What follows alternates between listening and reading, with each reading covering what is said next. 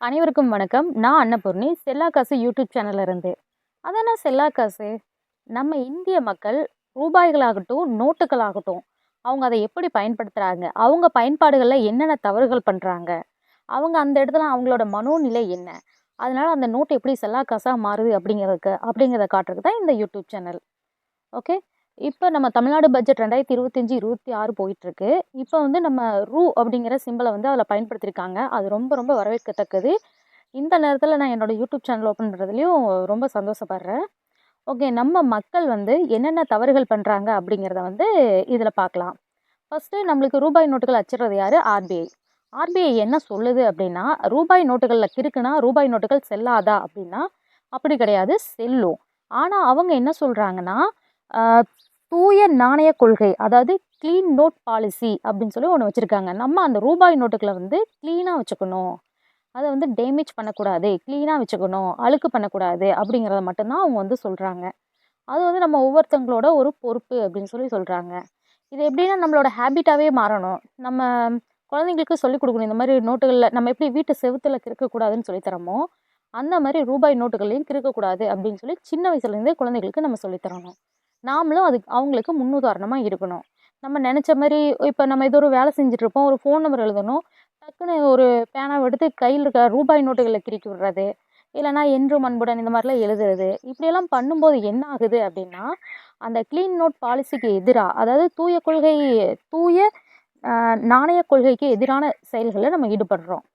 Okay. அப்படி பண்ணும்போது அந்த நாணயத்தோட வாழ்நாள் வந்து குறையும். இப்ப நம்ம திருப்பி திருப்பி கிறுக்கும்போது, அதோட வாழ்நாள் வந்து குறைஞ்சு, அது கடைசியில செல்லா காசா மாறிடும். ஓகே. அத பத்தி தான் பார்க்குறோம். எனக்கு வந்து இந்த ரூ. 10 நோட்டு கிடைச்சது. இந்த ரூ. 10 நோட்ட பாருங்களேன். இந்த ரூ. 10 நோட்ல ஒருத்தவங்க எழுதியிருக்காங்க. ஒரு கால்குலேஷன் மாரி போட்டிருக்காங்க. அதில என்ன போட்டிருக்காங்க அப்படின்னா, 19,500, 8,200, 800. இது பார்த்தாலே தெரியுது. இந்த 3யுமே வந்து கூட்டி தான் போட்டிருக்காங்க. 28,500 அப்படின்னு சொல்லி கூட்டி போட்டிருக்காங்க. இத பார்க்கும்போதே உங்களுக்கு தெரிஞ்சிருக்கும். இது வந்து நம்ம தமிழ்நாடு கவர்மெண்ட் நடத்துற குரூப் 4 எக்ஸாமோட பே ஸ்கேல். இந்த 19,500 அப்படிங்கிறது. அடுத்து இந்த 8,200 என்ன அப்படின்னு சொல்லி பார்த்துட்டோம்னா, நம்மளோட தமிழ்நாடு அரசு குரூப் 4 சர்வீஸ்ல இருக்கவங்களுக்கு டியர்னஸ் அலவன்ஸ் அப்படின்னு சொல்லி தருவாங்க. அகவிலைப்படி அப்படின்னு சொல்லி வருஷத்துல ஒரு முறை வந்து இன்க்ரீஸ் பண்ணி தருவாங்க.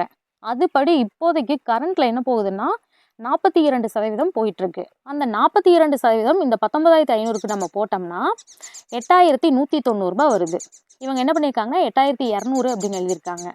அதுக்கு கீழ 800ன்னு எழுதியிருக்காங்க. இது என்னன்னு எனக்கு தெரியல. மேபி குரூப் 4 சர்வீஸ்ல இருக்கவங்க, இல்ல இத பத்தி தெரிஞ்சவங்க எனக்கு கமெண்ட் பண்ணுங்க.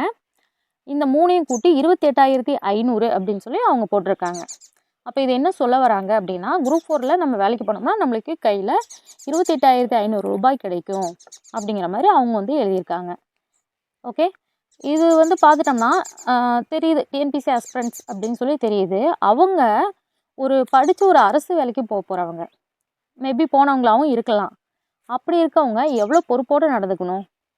நம்ம ஒரு பொருள எப்படி பயன்படுத்துறோமோ, அத பொறுத்து தான் அந்த பொருளோட வாழ்நாள் இருக்கும். இந்த ரூபாய் நோட்டு அப்படிங்கிறது இது வந்து மொத்த இந்தியா ஃபுல்லுமே புழங்கும். அப்ப இந்த நோட்டு எந்த இயர்ல தயாரிச்சிருக்காங்கன்னு பார்க்கலாமா? இதோட தயாரிப்பு வருடம் ஓகே. இதோட தயாரிப்பு வருடம் இங்க கீழ இருக்கும். ஆனா இங்க போடல. இந்த நோட்ல இல்ல. ஆ இந்த நோட்டு இவ்வளோ வருஷத்துக்கு இது வந்து இருக்கும் அப்படிங்கிற ஒரு கால்குலேஷன் பண்ணி தான் அவங்க வந்து இந்த நோட்டை தயாரித்து புழக்கத்தில் விட்டுருப்பாங்க. ஆனால் நம்ம இந்த மாதிரி கிறுக்கும்போது, இதை 4ஆ 3ஆ மடிக்கும்போது, கசக்கும்போது இதோட வாழ்நாள் வந்து குறையும். அப்போ இந்த பணம் என்ன ஆகும்? செல்லா காசாக மாறிடும். ஒரு பணம் செல்லா காசாக மாறுறதுல நம்ம தான் அதிகமான ஒரு பங்கு வகிக்கிறோம். ஸோ பணத்தோட மதிப்பை குறைக்காதீங்க. கூடவே உங்களோட மதிப்பையும் குறைக்காதீங்க. சிந்திச்சு பொறுப்போடு நடந்துக்குங்க.